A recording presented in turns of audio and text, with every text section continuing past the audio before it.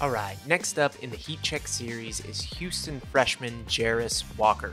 Probably my personal favorite prospect in this cycle. I was big on him coming into the season, and he's blown away even those expectations. He was tied for the 8th ranked recruit overall in the 2022 high school class per RSCI, and chose to take his talents to Houston.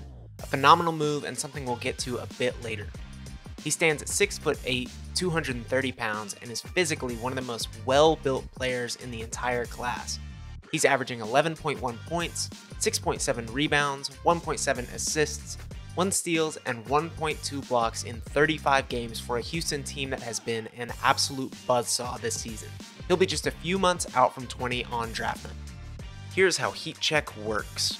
I will identify one NBA draft prospect and grade what I believe to be their 5 most generally important skills regarding the NBA: scoring, defense, passing and playmaking, athleticism, and overall feel for the game. Since no two prospects are alike, I'll grade a few additional areas specific to that player deemed the swing skills.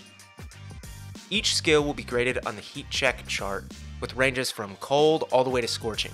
When that's all said and done, I'll divvy out one final overall score that will have absolutely no bearing or real-world effect on said player whatsoever. Starting with athleticism, I'm feeling warm on Jarace Walker. He's not quite in the exceptional category, but he is absolutely a solid athlete who leverages it well on both ends of the court. There's some guys that can toggle varying degrees of athleticism on court. There are only a few things when you think of when watching Jarace in action: power and explosion.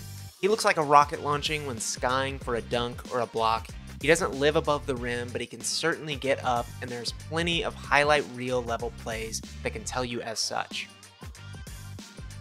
I'm feeling warm on Jarace Walker's scoring. The numbers aren't fantastic, but he's far from a focal point in the Houston offense, and I think he passes the eye test well, and especially did so at IMG. Averaging 11.1 points per game, Walker's just an offensive cog in the Houston machine, but he's shown enough comfortability in general and upside on ball to earn a grade of warm.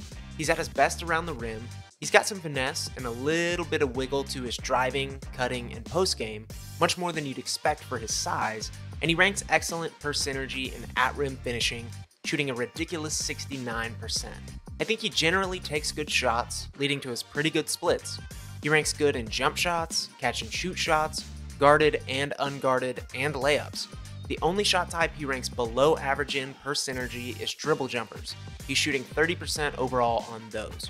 His mid-range and outside jumpers are probably where he's going to need to improve the most to really maximize his offensive skill set, but even that isn't a total negative, which we'll get to later.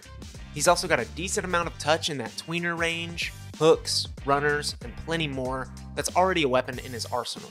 I think there's a legit pathway to him being a comfortable 3-level scorer, but his most likely offensive NBA role will be something similar to what he's in now with Houston. The intriguing part is his live dribble play and creation, which he's shown glimpses of with the Cougars and a decent bit more with IMG Academy. He's got a legitimate face-up game in there somewhere, he just hasn't had the opportunity to showcase it a ton in college. Had he gone somewhere else where he could function as the primary scorer, maybe we'd be seeing it, but instead, he chose development and winning in Kelvin Sampson's system, and I think it was a great choice overall. The threat of his untapped creation talent mixed with the fact that he's a good off-ball and ancillary scorer makes him a really solid pick. Either way, he's got plenty of feel offensively, and I think his positives will transfer over to the NBA pretty easily. Alright, defense. I am feeling a grade of scorching on Jarace's defense. Plain and simple, I think to this point he has shown that he is the best defensive player in the 2023 class. Of course, there are guys with potentially higher ceilings, Victor Wembanyama, etc., but Walker is the best defensive player on the best defensive team in the country at 19 years old, and the stats and the eye test speak for themselves as well. You can pretty much throw any buzzword at him and it's probably applicable. Versatile, mobile, instinctual, great footwork, active hands, he is the full defensive package. Starting with his counting stats, he's averaging over 1 steal and block per game. He's got impeccable defensive instincts and is impactful on both the perimeter and interior. He's an above average shot blocker for his size, and he's really disruptive and anticipatory when guarding passing lanes. His 7-foot+ wingspan is great for both of these things.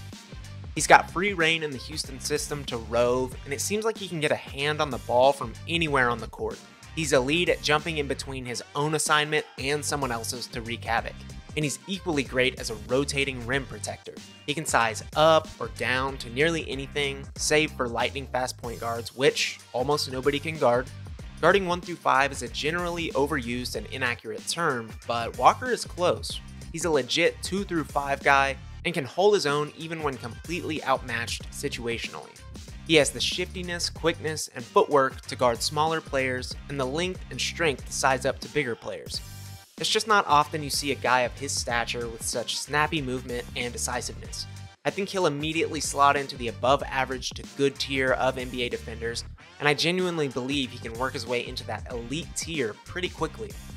I'm feeling warm on Walker's passing and playmaking. It is absolutely his most underrated skill. Again, it's not always showcased via the Houston offense, but his passing specifically is a huge plus to his game. He's got a positive 61 assists to 54 turnovers, great vision, and is a really snappy decision maker in a variety of situations. He's great at surveying the floor, staying patient, and he's shown the ability to make some truly high-level reads. I think where he's really going to shine is as a pick-and-roll handler and passer in big situations, and passing as the roll man.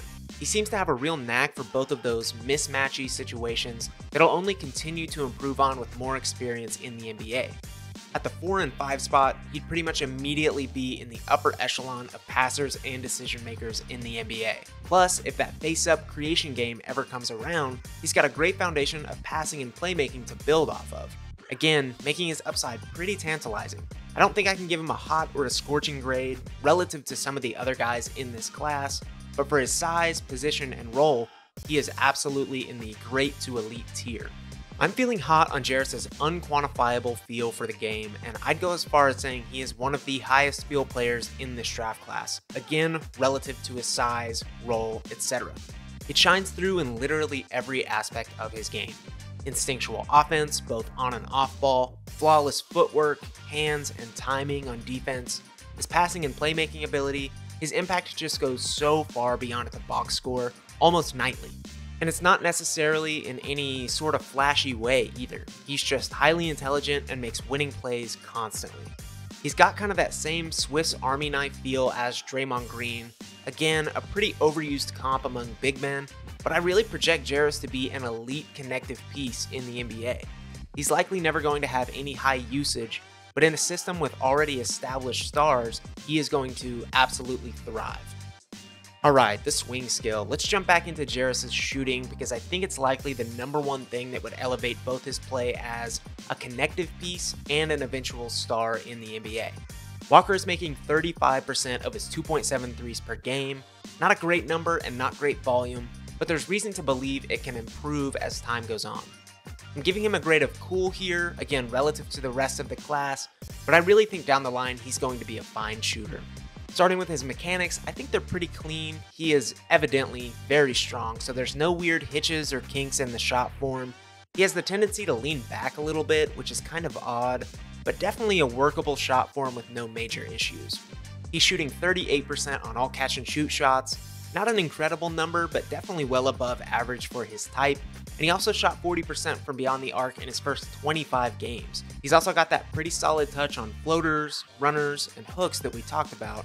And typically high field players just have an easier time adjusting their shooting on the fly. The negatives here are low free throw rate, just 64% on 2.1 attempts per game. Not a great indicator of future shooting success. His most recent slump from beyond the arc, just 26% in his last 9 games, and the fact that he's really not taking bad shots and his percentages still don't look amazing. Shooting is going to be massive for Jarace's game if he can ever get to a respectable number. Not only will it add another layer to his already extremely versatile all-around game, but with solid handle and touch, he'd be able to consistently attack hard closeouts with ease. And at 6'8", 230 pounds, that's a pretty special thing. He's going to be a shooter. The question is, how much is he going to improve? He's got a much better foundation than plenty of forwards we have seen pass through the draft.